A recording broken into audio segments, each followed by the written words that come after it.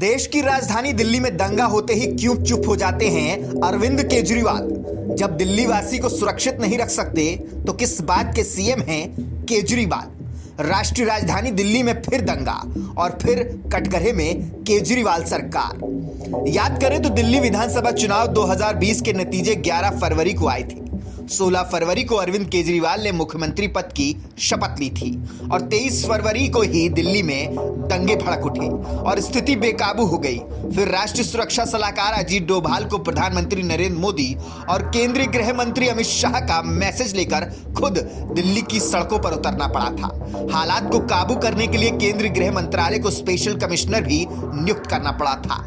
दिल्ली के जहांगीरपुरी में हिंसा को लेकर मुख्यमंत्री अरविंद केजरीवाल फिर से निशाने पर हैं। फिर भी वो वैसे ही खामोशी अख्तियार कर चुके हैं जैसे 2020 में किया था। अपनी तरफ से ये भी जता चुके हैं कि जो कुछ वो कर रहे हैं या कर सकते थे कर दिया है।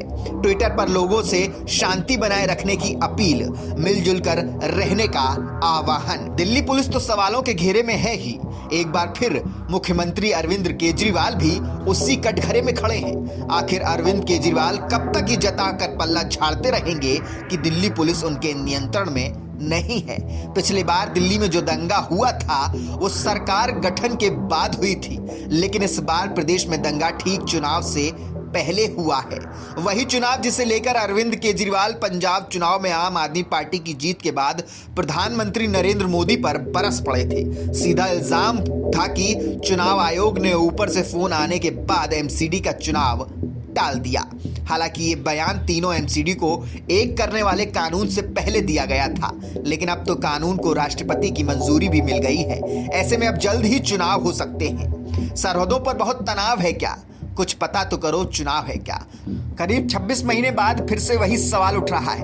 अगर दिल्ली वालों को दंगे से नहीं बचा सकते तो अरविंद केजरीवाल किस बात के मुख्यमंत्री हैं? ये सवाल इसलिए भी उठता है क्योंकि अरविंद केजरीवाल ही तो कहते हैं वो परेशान करते रहे, हम काम करते रहे। आम आदमी पार्टी का ये स्लोगन केंद्र की मोदी सरकार और दिल्ली के उपराज्यपाल को टारगेट करता रहा। हाल ही में दिल्ली सरकार ने अधिकारों को लेकर फिर से सुप्रीम कोर्ट का दरवाजा खटखटाया है और अदालत की तरफ से नोटिस भेजकर केंद्र सरकार से जवाब मांगा गया है।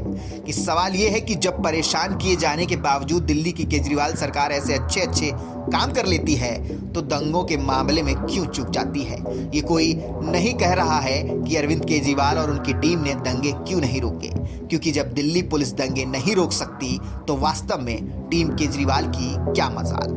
केजरीवाल के स्टैंड को लेकर एक समझ ये बन रही है कि अपने मुस्लिम वोटरों की नाराजगी से बचने के लिए वो खुद को तटस्थ होने का प्रदर्शन कर रहे हैं, लेकिन जब वो टीवी विज्ञापन के साथ साथ अयोध्या पहुंचकर जय श्री राम बोलते हैं तो वैसे वोटरों के बीच क्या संदेश जाता होगा।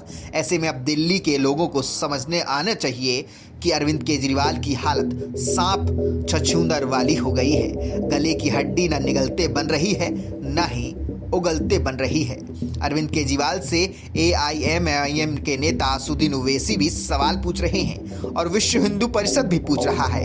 ऐसे में अब ये मान लेना चाहिए कि जहांगीरपुरी हिंसा से भी अरविंद केजरीवाल को काफ़ी तकलीफ हुई होगी और शायद ही कभी वो खुद को अपनी खामोशी के लिए माफ़ भी कर पाएंगे। ऐसी ही तमाम खबरों के लिए देखते रहिए द लोकसभा।